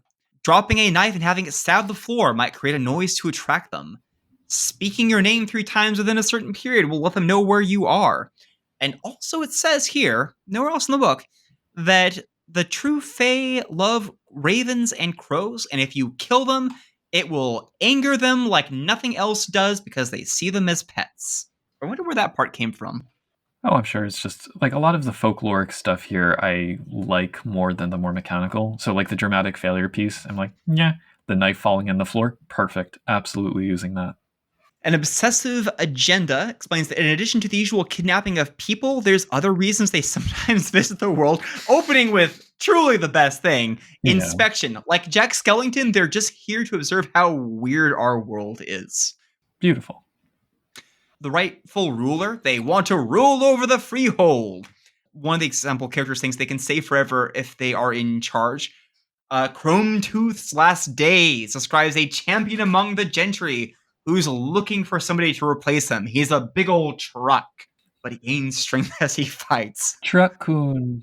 Look, these are weird, but they're fun. And Scraping Bottom, sometimes they just want to find desperate changelings willing to make a deal. Like Todd the Lion. And then finally, we have Ill Sympathies. It says that you can build an alliance with the Fae, sometimes on mutual need or mutual enemies. You might also, as Pookie, you were saying earlier, happen upon a true Fae who isn't antagonistic towards changelings at all and doesn't even really care. Yeah. Tell a story about a Fae who is terrified to think he might be in love. However, it notes even those who have sympathetic emotions are difficult because they don't feel sympathy back. They are solipsistic. There's a great breakdown of how they struggle to be something that doesn't do harm, or how they have emotions but not compassion. Mercurial moods even at their best. This is one of my favorite sections of the book. Yeah. And it has a really good little bit at the end where it says, the Fae play at being human, but they're not human. Always remember that when role-playing the Fae. They go beyond human motives. And I think that's the thing to rest on when you're trying to figure out how to present them in a game. It's me in the gut. Any other thoughts on the mechanics before we get into the actual members of the So gentry? much. So much. I forgot how long it was. I have no follow-up. We will talk about the members of the gentry now. Get our examples. So we have Crumblecoat and Ganache. These are creepy cooks who don't actually make anything but have a manor kitchen where they put changelings to work. They get terribly depressed if somebody's cooking is bad. If they like you, then they take you away and you never appear again. Which must be a good thing, right? Oh yeah, of course. The Grieve of Stolen Lovers. This is the first kind of any form of queer representation we get, and unfortunately this person is, well, a creep. Yeah. I checked before this, there's no reference, I think, to anything, but the Grieve takes both men and women as lovers, appears to be a handsome and wealthy gentleman, invites them back home. If they come, then basically turns into an abusive lover, and then gets bored of people and sells them off to someone else. Or occasionally kills them. The thing I noticed about him, he has a terrifying stat line. That silver saber is a brutal weapon. Oh, wow, yeah. Probably the most dangerous thing in the book. Next, we have Lady Bolivile, mistress of the manor and the manor herself, socialite gentry, and Ursat's manor house, which is her actual body. She has a physical form, but it's just something that appears within. She likes to have other fae come out and hang out and have parties inside of her house. She's the best. She's great, right? She also has this strange little man called the Clavenger somewhere in there, and maybe he's part of her, or maybe not, but if you can deal with his riddles, he can get you out of this place. Her home is a mansion of horrors, and she steals objects in the mortal world which turn into tokens. She is my favorite. And she rents out her own body as a house to other fae for their activities as well. So, community building. Truly kind. Next is Nurgle the Raging One, who I think has the coolest name on the list. Also, maybe the most awesome in the literal sense description. He is the storm that wanders Arcadia, literally leashes changelings to him with lightning and carries them above him in the sky, where he will punish them by electrocuting them. He was the keeper of Grandfather Thunder from the core book, who, in a pretty cool maneuver, won by sending a shockwave back at Nurgle, then choking him out and forcing the keeper to drop into the hedge below. Really wants to come back after him. Surprisingly weak character for such an awesome description, and only weird for. I found him really basic. I'm like, okay, he's a storm. Moving on. Next is Red Tooth. And yes, you do need to say it twice. He's big and dumb looking and likes to rhyme, but he is much more cunning than he seems. Likes to eat people. Not a lot to say, but his stat block is truly terrifying. Then we get the Stripling Prince, a quote-unquote young fae kicked out of Arcadia for his arrogance. Isn't that saying something? He just really wants to be liked by everybody. And so he keeps talking himself up. He's like the person who keeps exaggerating everything about their features, so you're going to think that they're really cool. And the rest of the fae just seem to think that he's cringe, so they've exiled him back to the hedge. I find it endlessly funny, especially his odd tokens, which are a gun that works normally but also makes flower petals shoot out of you, and a music player that only plays Elvis Presley recordings and brings changelings to him. That was one of the oddments, though, wasn't it? The bullets that cause flowers? I remember that from it might have been, but it is also specifically for him, just like a token he has. Yeah. Ooh, then we get Vellum, a fae with a towering library full of mortal knowledge that he's obsessed about knowing and which he can learn very quickly.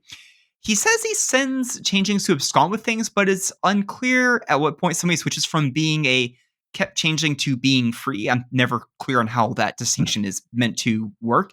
Can you just say you're free, but then weird bad things happen to you? I don't know. Many of his books become hobgoblins. He really wants you to think he understands human motives, but he absolutely does not, and also he eats books. And finally, the zookeeper keeps a menagerie, looks like a bird, doesn't seem to have a human form. That's it. Yeah. So varied in quality, I would say. I do like, though, that each of these has a little sidebar that explains what the changelings that they have kept would be like. So you can present one of these as a keeper pretty easily. Oh, yes. Although there is always an although to puncture the tendency it first points to. So it's like, most of these would be beasts, but you could also have an ogre because blah, blah, blah, blah. So that kind of undercuts it a bit. But Yeah. Next, we have charlatans. yes, the true fae who linger on Earth. I have to say, I understand the structure of this section, but it's a little bit chaotic and the headers don't help. So, just that's my preface for this. Not all changelings know that these charlatans exist. They believe that the fae truly can't abide for long on Earth. So there are these rumors and misinformation swirling around as a result, which is, I think, great to introduce in a game. The bottom line, though, is that they can't just go back into the hedge, but some go to great pains to try. We have 3 basic types. There are the banished. The usual rules about remaining for hours equal to your weird are suspended because they have formally been kicked out, but they are still quite powerful. And technically, not all of them are banished like for crimes. Some have been sent on a mission, some just made pledges without thinking, and fundamentally they remember what they are, which contrasts them with the other types. We get the note that true fae who die in the mortal world may choose to be reborn as a charlatan who can linger there, but they forget much of their nature. Choose being a key word that if a true fae dies, they can attempt to make a roll to stick around, but they do so knowing that it's going to fundamentally change their existence. So Yeah. some might just say, I don't want that. I'll just die.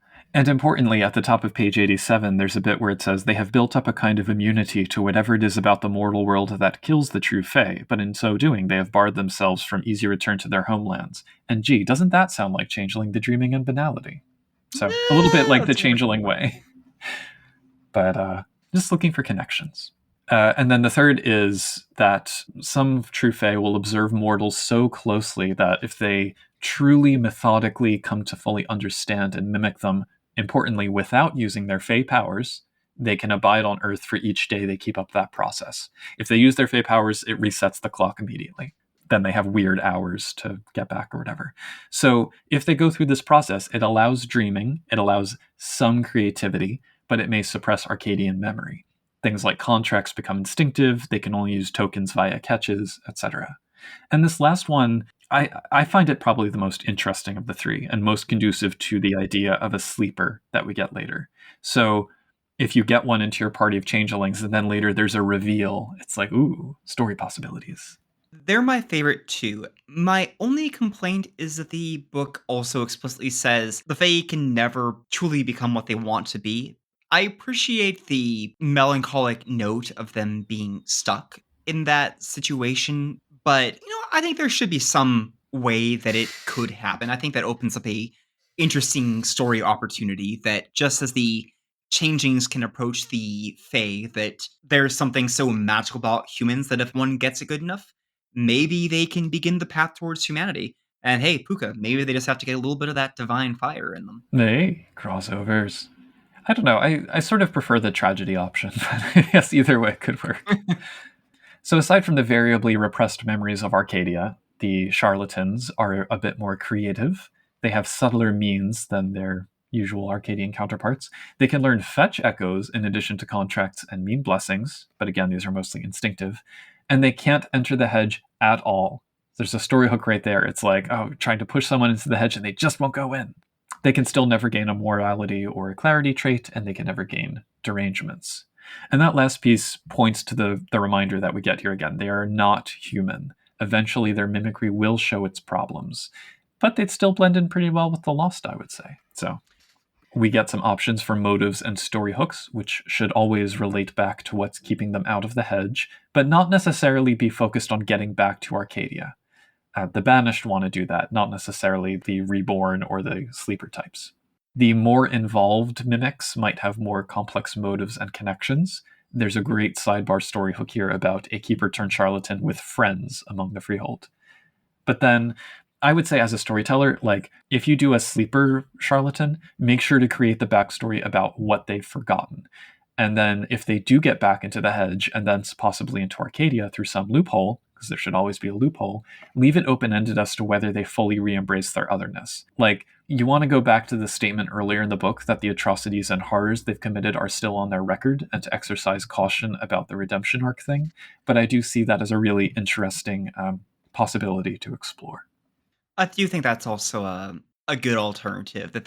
There's a piece here where they suggest, what if the changelings realize that the only person who has this vital piece of info to solve a mission is a sleeper fae, and they know that if they want that info, that they're going to have to remind that person they are actually one of the true fae.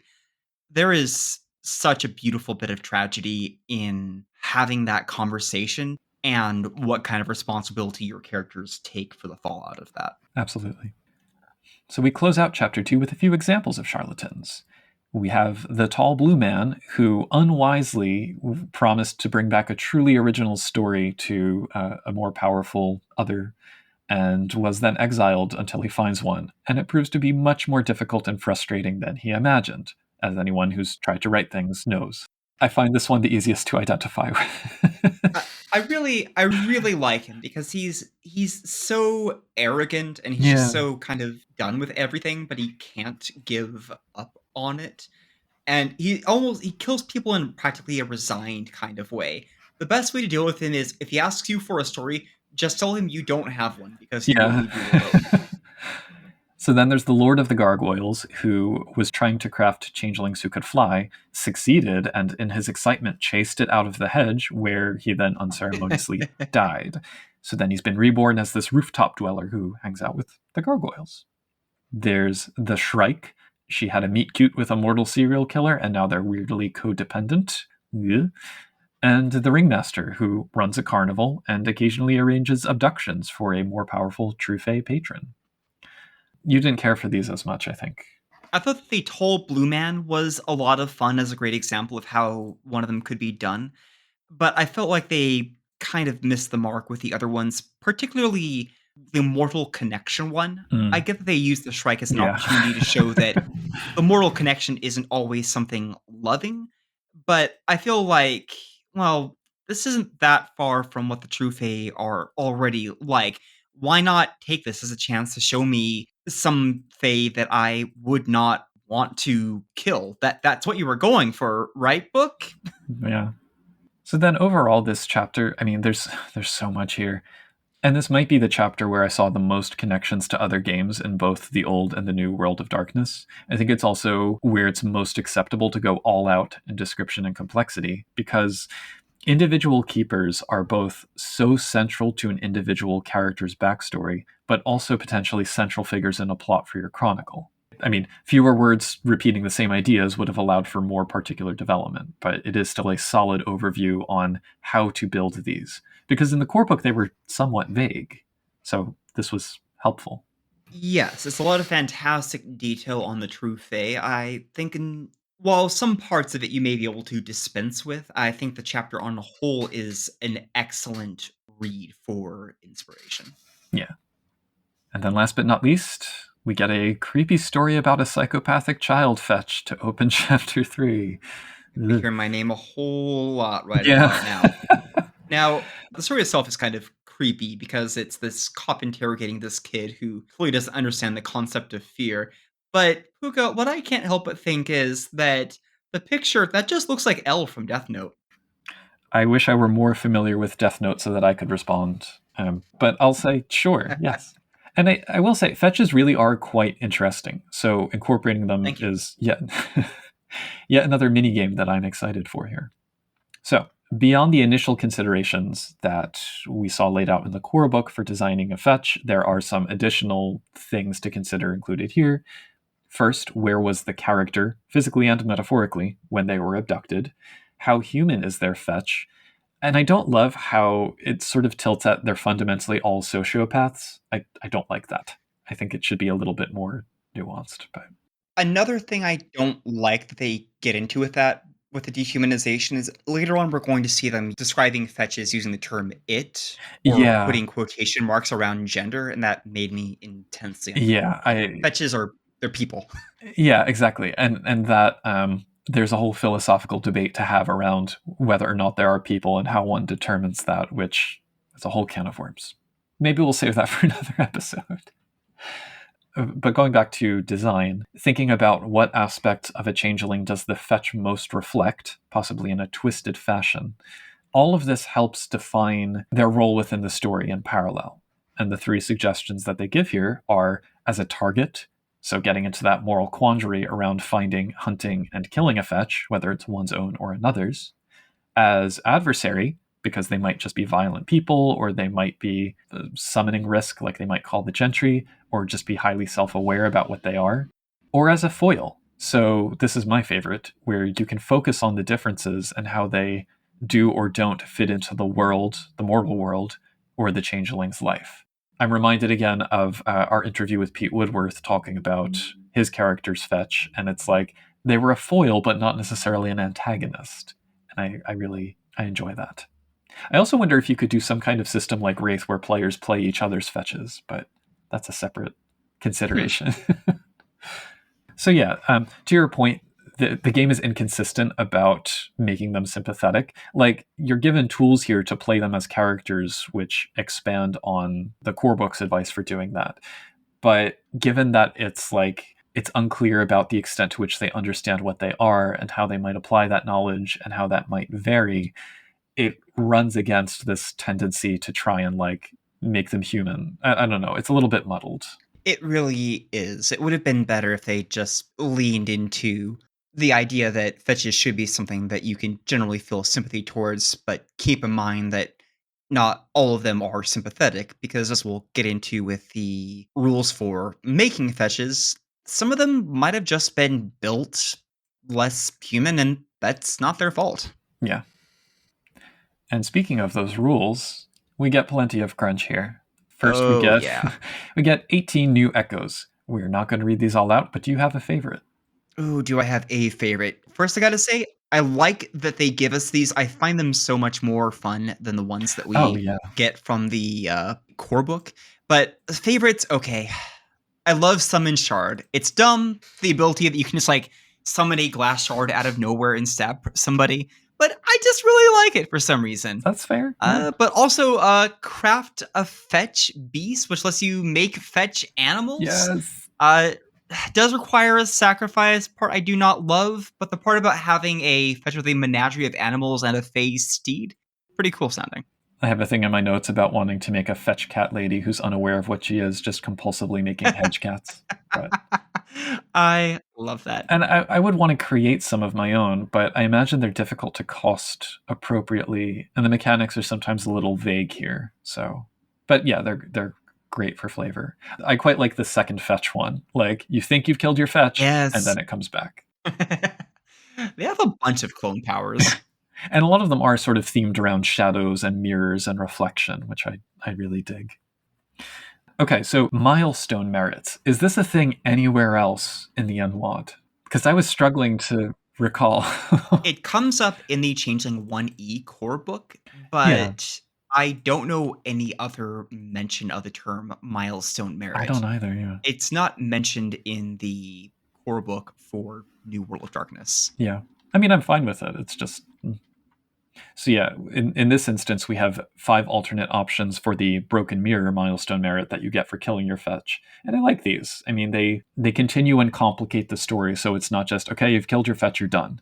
It can make it a little bit more intriguing. Like the cuckoo's egg, I think is Cuckoo's Egg's my favorite. You get to yeah. step back into your original life and have all the memories, but other people might want to steal it from you so they can have all of your memories. Yep. Then we get several variant rules and systems. It's not exactly clear to me where this section ends. Thanks, headers, but I'm going to assume that most of these are actually optional. So, going through them. First, ingredients, which might be my favorite, Yes. where you can categorize a fetch's material into fey stuff, which is from the hedge, flesh, made from animal or human parts, man-made, made from objects, or natural, made from natural materials. Each of those gives a little bonus and some different aspects. I think it could have worked maybe a little bit more simply as like a set of echoes and or merits, but I like it and I want a crafting system from the keeper side. Yes. Yeah, this was fun. Yeah. A little bit less fun maybe is Mm. the fetch children and fetch spawn. So I don't think you necessarily need to go into like the details of true fae pregnancy that we got last chapter to have this, but it's two variations on the idea of fetches having kids, which should be impossible, but as suggested here, might happen under very rare and specific circumstances, at least often enough to spark rumors. The way that they're presented, the former kind of present as neurodivergent and function as keys to the hedge. The latter are amoral sociopaths who annihilate glamour like Dantain. I don't think you necessarily need to use either of those options. Like, feel free to create your own. In a later book, we'll be seeing the Cambions, who are my preferred option for something like this, but nevertheless, they do have some story hooks built in. Yeah, I wasn't super wild about it. I usually have a problem with the idea of there's something very wrong with the child because it's blaming the kid. Exactly. Some of the notes, though, about things like the fetch children's blood might be deadly toxic to the true fae. What does that do to your story? You know, again, with all of the checking in with your players. Merging with the fetch is something that may be possible through mutual understanding, open communication, forgiveness on the changeling's part, and willingness on the fetch's part. Kind of like a Golconda or Shiochain equivalent from Vampire or Dreaming, respectively. I like this for a solo game, I think. It's a very long and extended process. A few systems are built in and successes have to be accrued, but it is mostly role played. I don't know, have you used this in any of your games? No, I would like to because I have had several fetches that are very Not awful. sympathetic. Well, not awful. I have had one where the fetch was just a better person than the changeling, and Yeah, they came to a very nice understanding eventually and agree to kind of live their own lives and also be friends, and they're on good terms now. But they just never actually merged because it just didn't seem right for the story. fair. They never get into this, but I worry that the concept can take away again from the humanity of the fetch Yeah. by making them just seem like another reflection of the changeling.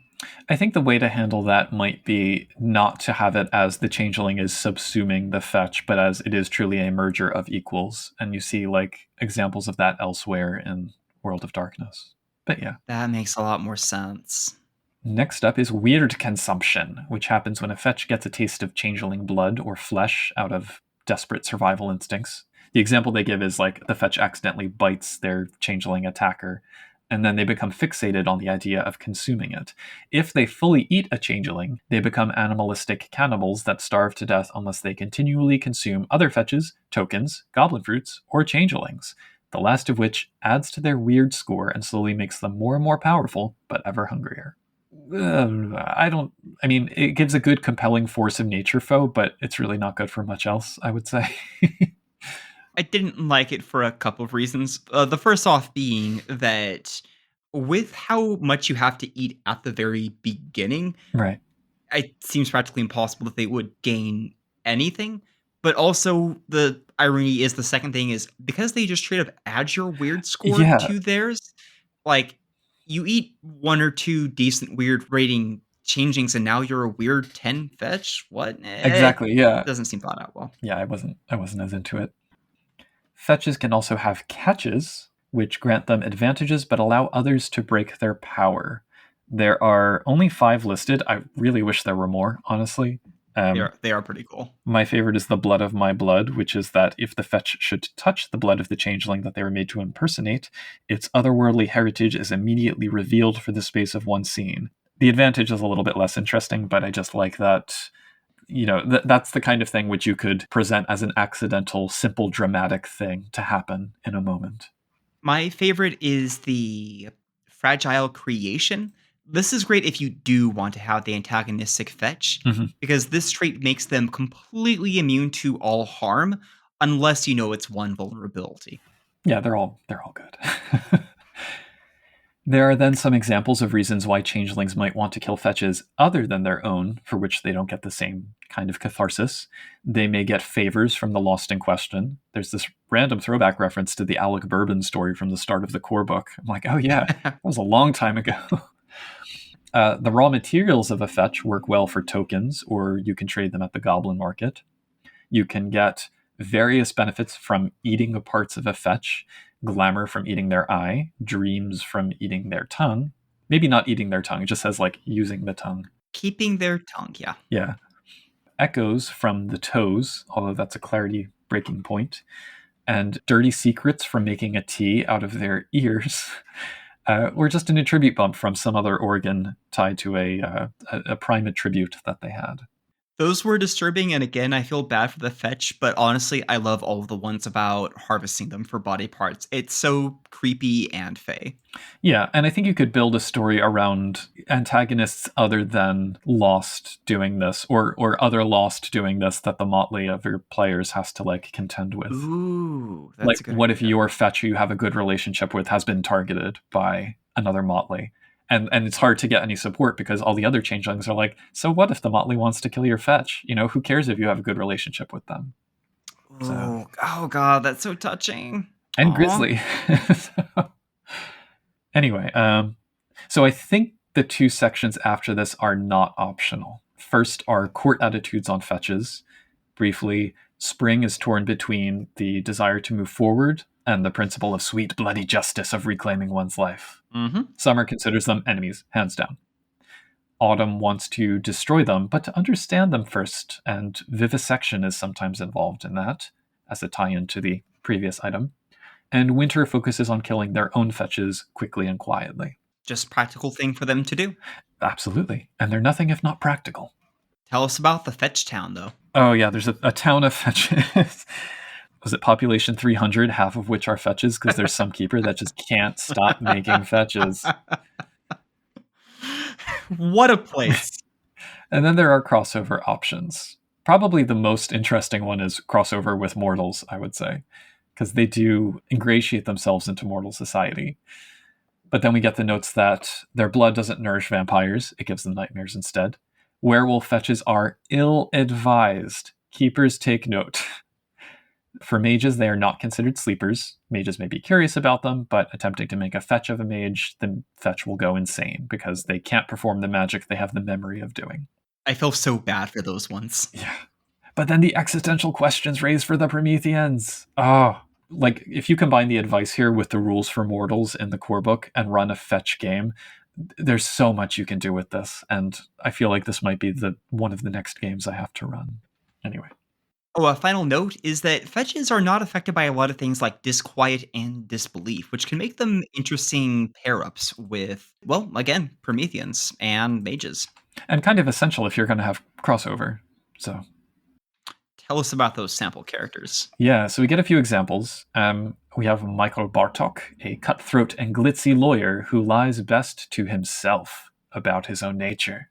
My favorite part is that he is the fetch of Cerastes, a changeling from the core book who has a hard time believing that he ever escaped Arcadia. Mm. And the book suggests that if they ever met each other, that they would both have a horrible breakdown because they would not know which one of them is real. Then Sister Mary Agatha. This is the fetch of Damiana, who we saw earlier. So because Damiana was abducted in like the 50s, her fetch is now this old nun who has little true personality. But I like the idea of like this Bonnie and Clyde fairest kind of stumbling across her fetch, who's this like 70-year-old mother superior. What Interesting. could have been. She's Yeah. also notably envious because she feels like the changeling got the better of the deal. Although her vice isn't envy, which is interesting. Oh, that is surprising. Next is Carlos Garcal, who is the fetch of the glutton, a chef who never attained his greatness and has kind of a vendetta as a result. He's good as a contrast to show of like, oh, this is what the glutton was kind of like as a mortal. We've never seen what his mortal aspect is like or know what his past is. Yeah. Then Luc Argent, who I think is the most interesting, he became self aware after a year of being a fetch, but then chose to do the noble thing, I guess, and keep his host's life warm, basically. It's like, okay, when Yeah. my template comes back, I will hand the life over. It will be okay. I understand what I am. I accept it. But then unexpectedly gets his wife pregnant. And I like this because you don't need to actually have the kid in the picture. It is purely a story of self-preservation because now he's like, well, now I do deserve to live because I have a wife and a kid coming. And that adds a really interesting twist to the changelings on the hunt. Heartbreaking to read. Would love to see that character in a story. Yeah. Next is Rosalind Forastero, who's the fetch of Maria Thorne, the queen of Vichy Spring in Miami. The interesting intrigue twist here is that she's secretly sponsored by Nama, the head of the Autumn Court, like has a scholarship to university and all of this stuff, and she is being protected as a bargaining chip that the Autumn Court may later use. So all except that bit of meta plot stuff. There's Don Sarno, the classic family man who really seems like a mobster, who enlisted his friends to kill the changeling that came for him, and now they hunt others. He basically has a vigil organization. Yeah, a little bit similar to the what's his name construction worker we saw in the Mortal Antagonists, except it's less about curiosity and more about vengeance or something. Less fun to Less me. I fun. like the other one more. And even less fun, least fun of all, is Bobby Slim, who's a young serial killer growing desperate because he senses his changelings return. Meh. Oh, yeah, it's just Yeah, strong pass. cool. They actually, it's funny that like they got more and more interesting as you got to Luc Argent, and then got less and less interesting to me at least. So, I think that's about right. but yeah, fetches. I'm glad that there are more options and complications here. And they are great for rapidly expanding what you get out of your fetches. So another high recommended read, especially for ones like Luke, where you can get some really unique storytelling opportunities. Can we get through the hobgoblins in 10 minutes? Do we? Oh, I'm going to try. We're going to try to get through this ecology. So the good news is that this is basically the bestiary part. Yes. First off, what little extra information we have about the hobgoblins, a surprisingly sparse section, is that some hobgoblins used to be relatively normal creatures. Others are like lesser true fae. Some are full-on species, some are unique. You can even have two examples of one thing, such as a briar wolf, that are different because of their origins. They come from very different places and they may have very different abilities. They have a mutable nature, rarely falling into easily defined classes like real or imaginary, mineral or vegetable. They might be born in the hedge, created from supernatural creatures that wandered in, be transmuted spells, ideas, or spirits. I love that bit. Yeah. Gods that fled the natural world when they were no longer worshipped. I also like that bit. Artificially made, perhaps as tools by the Fae, or even nightmares given life. Some of this feels like a repeat of what we got out of the True Fae section, but resonates more with me for whatever reason. It sort of points to the gradation from like basic incidental chimera all the way up to godlike chimerical entity. Like, I mean, these are the chimera equivalent. So you have a lot of freedom to mix and match and develop as you will, but the sort of consequence of that is you have to leave a lot of this open-ended and blurry. Though, speaking of the Chimera comparison, while some remain in the hedge, others wander into fairy or the mundane world, and there doesn't appear to be any restriction No. on them doing so. The GM is highly encouraged to make hobgoblins whatever they want because flexibility is a key aspect of the hedge. They do recommend keeping hobgoblins a tier below the true fae, Yeah. so that players don't have to worry about having to get into fights with them so much, but I think there's more creative ways to deal with that. Let's talk about the examples, though. If you throw me a name, I'll give you my one-liner, and then if you want to add anything. Bloodsuckle. A mobile carnivorous plant that chases and strangles targets and then slurps up their nutrients. Perfectly put. Okay, try to one-liner this one. Border Reavers. A proud tribe of warriors cursed by the fae that they challenged, with a plague that warps them if they step out of the hedge. Okay, you're good. It can infect mortals too, I think, is in there somewhere. Yes, their plague can affect mortals. It's just not contagious from mortal to mortal. Okay. And they're supposedly the origin of things like a bunch of mortal plagues. Yeah. Tell us about one of my favorites, the Drudgemen. I do like these. They are shy house spirits who turn invisible-ish and fixate on individuals. They leave the hedge for them and get a bunch of contracts to, quote, help or protect, but are really just amoral and obsessive. They're based upon the Domovoi, the Brownies, the, well, Boggans. Also, they emphasize that despite what legends might say, there's no way to drive them off. They are just, once you have You're them, stuck they are with there them. forever, and their powers are horrible. Enticers. Ugh. Basically mimics. They have pseudopod lures that can change shapes to either attract and then attack the curious or compassionate. Notably, the way they attack is that the pseudopod just sits there, and their actual body is usually on like a wall or a ceiling nearby, and they just drop their full weight on you, surround you. Schlorp. Tell us about the Fey swarms. They can be comprised of almost anything small and aerial, but are always fey touched, with the Somnus class kind of being bee like, causing sleep with either their attacks or through the goblin fruit they pollinate. Notably, when it does say anything small and airy, that does include things like literal flurries of snow. So be careful what you see. Harvestmen. Ugh. Cunning spider beasts who lure others with treasure into their narcotic webs. They're probably my favorite example of an antagonist that's really hard to deal with directly because their Hmm. whole thing is they hide in a warren that you cannot easily access and that they have complete mastery over. Okay, hedge beasts. They're animals. But they have smarts and magic and unexpectedly alien personalities. I love hedge beasts. They're so fun. You can get a merit to pick up one as a companion. No. And so, no, right? And also, weirdly, I think they're the only hobgoblins that have a weird stat, Oh, maybe, yeah. which I don't know why the other ones don't. Tell us about hobs. This is just the catch-all for humanoid hedge dwellers. They have a wide variety of looks, but they're always ruthless and selfish. They're also merchants, and they like to show up when you're in the absolute worst position and say, sure would be nice if you had something to get out of this, wouldn't it? They're the usual goblin market populace, I would say. Yeah. Laughing ones. You ought to be intimately familiar with these ones based upon Ought the I? Hmm. gnome de plume that shows up in here. Well, yeah, yes, these are the trickster shapeshifters who avoid combat but like pointing out stupidity and punishing people for it. Because this is the thing, going back to the idea I said about dreaming concepts being like inverted or twisted, judgemen are boggans but a little bit twisted. Hobs are any dreaming dwelling Cathane. Laughing ones are like the puka, but then they have like, it kind of takes the more nightmarish approach in Lost. And same for the next one, I would say. Ooh, the sprites! I love them. Yes, capricious little winged folk who might be human soul bits torn away by the thorns. So it's kind of, you have vibes of the Nevers, and then also I forget what they're called, I think just the sprites in Dark Ages Fae, where it's like, they might be bits of soul, but twisted or more disgusting. There's so many rumors about them, including the idea that maybe some are good and some are evil. Just look at the wings, but it doesn't seem to track. And yet, there are still changelings who insist this has to be true.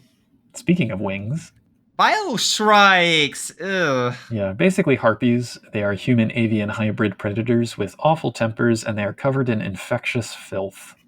Really, just the worst. They also swear a lot. Yeah. Ooh.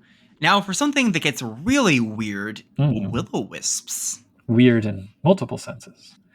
I mean, it's the classic will o' the wisp. I do like that it points out that it is a manifestation of hedge weirdness more than a motivated foe. Like, it just kind of leads you without any kind of intention.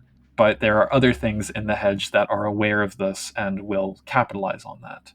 And notably, because they are a manifestation of the hedge, despite them being a piece of the hedge ecology, you cannot do anything. They're completely immune to absolutely everything that exists. Yeah, natural phenomena.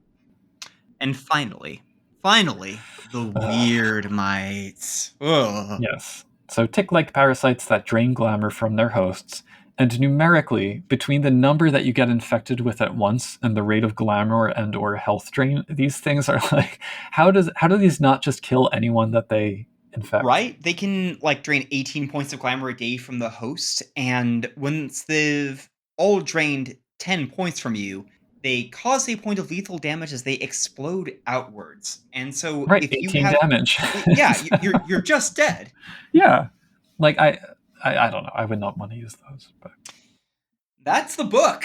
That's yeah. oh my goodness, that is a dense amount of content. Yeah, we got this ad for Winter Masks and a 2-page spread about the World of Darkness in general, New World of Darkness in general, and some nice end paper design, I like to point out.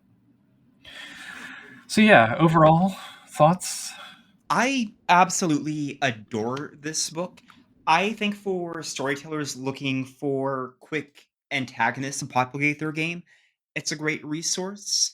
I think for getting a better understanding of other changelings, mortals, true fae, charlatans, hobgoblins, and fetches, that both the general information, even if sometimes repetitive, Mhm. and the specific examples, even if they're not all winners, are really good at bringing to life some things that might not have been very clear in the core book. And maybe my favorite bit is just that the section about the hobgoblins really adds to the ecology of a place that I think was severely underexplored in the book. That's fair. Although in terms of the examples, I feel like I could look through a D&D monster manual and get most of the same ideas. But I mean, they're fine. They're good. I mean, overall, I think the book did what it set out to do from a game line perspective. It is a solid antagonist book with a large variety of options. There's extensive detail for almost all of them that you can adjust to whatever level is needed for your game. And there are systems that build on what's in the core book to help them feel new and unexpected for players. And I especially appreciated that it opens up story possibilities that get away from the Lost themselves. Like, I feel like I could more confidently run a game that's mortal focused thanks to this book, and definitely a fetch game. I'm still not entirely convinced about leaning into the true Fae here because they still feel too comprehensible, but it's a start. I'm less convinced that the stated principles that fear as the emotion of autumn lies at the root of this book, and that one should always circle back to the alienness and or irredeemability of the antagonists, because the fear angle eroded pretty quickly after the first chapter, and many of the supposedly completely inhuman true Fae ended up kind of human. But it's different authors working together, taking themes in different directions. There's enough contrast that you can pick up the slack yourself. Do you think they did very well with the idea of making a lot of these things that you wouldn't just take on head to head? Yeah. And like even something which you wouldn't use in a game can function as good inspiration, particularly in like a meta plot like game, given how some of these are very directly related to the Miami situation. You can cut that out pretty easily, like we said. But having the thorough descriptions about the groups and the types and the categorizations was more useful to me than deep descriptions of the examples, I would say. It really facilitates that tailoring things for your own table. The only thing I would have wanted a little more about is reactions by the courts to the fetches, because we just got like a few sentences each. And expanding on that, how do the courts react to militias? How do they deal with hobgoblins? And then maybe a bit more changeling facing crunch, because I think we only got 2 tokens and no merits except the milestone ones, right? A little bit more would have been useful, but that would be a minor add. Yeah, I'm not too worried about that for this book because I'm happy to just have more antagonistic facing stuff. Yeah. I don't want to pull out a bunch of extra stuff for players to say, hey, you should really have picked up Autumn Nightmare so you could see this. And I'm hoping that we'll get more of that in the upcoming books. Yeah. So yes, that's the book. What a long, delightful, but also, again, very, very long read. Yeah. Suffice to say, I think you'll get your money's worth if you read this. So, thank you all for listening. It's been a pleasure discussing this one. Yes, and if you would like to continue the discussion, your options include joining our Discord at discord.me/CTP. You can also send us comments at podcast@changelingthepodcast.com or by dropping us a line on Facebook or YouTube. We have a Mastodon at changelingpod@dice.camp, and you can support our show at the Patreon, www.patreon.com/changelingthepodcast. I think that's pretty much it. I have been Puka. And I've been Fetch. Sleep well. Hope you don't have any nightmares. As is often said, the only thing we have to fear is fear itself, but sometimes fear has a maw lined with 1,000 fangs, each of which is a disappointing moment from your childhood. Or fear might have iridescent harpoon arms dripping with venom that smells like sweat from the nethers of Zeus Almighty and tastes even worse. And sometimes fear just makes you a triple-decker club sandwich out of questionable meats and sits there staring at you unblinking in the diner of no escape until you try it. To this last example, we caution all travelers in the hedge to be wary of any small and unassuming restaurants you spot amongst the thorns, because they're almost certainly not worth it, except that one with the really good French onion soup. We here at Changeling the Podcast explore the nature of fear so that you don't have to, and that we may prepare you for dealing with all the squamous and squiddly business that populates the twisted haunted nightmares of the lost. We're supported in this by our patrons, who get a shout-out of thanks each episode and include Bad Company, Derek, Dorcadus, Elris, Hugo the Bogperson, Ia Bull, Jason Vines, Oreo, Roscaboose, Sandsugar, Sija, and Simon Strand. Many thanks. If you'd like to join their number and help keep the lights on against the creeping darkness, please visit www.patreon.com/changelingthepodcast. We also welcome reviews on the podcast listening platform of your greatest convenience, or just tell your friends and hedge beasts about our show.